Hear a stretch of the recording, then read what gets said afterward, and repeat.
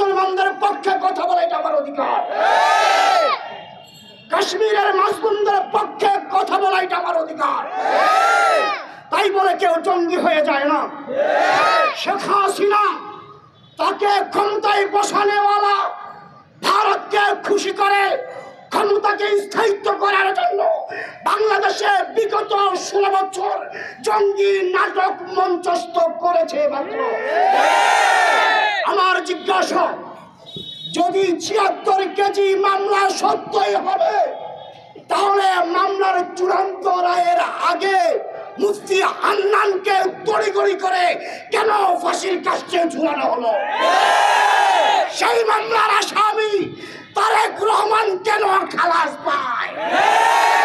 তারেক রহমান খালাস পায়, তাহলে মুফতি হান্নানও নির্দোষ ছিল। তাকে ফাঁসি দেওয়ার বিচারে হাসিনারও বিচার কার্যকর করা উচিত। বাংলাদেশ পন্থা হলো ইসলাম পন্থার সমানুপাতিক। এই দেশে বাংলাদেশ পন্থা হলো ইসলাম পন্থার সমানুপাতিক। আপনাদের এই দেশে যদি আপনারা মার্কিন পন্থা এবং ভারতের সাম্রাজ্যবাদী আগ্রাসন থেকে এই দেশকে রক্ষা করতে চান, তাহলে আপনাদের একমাত্র রক্ষা কবচ হলো ইসলাম পন্থা।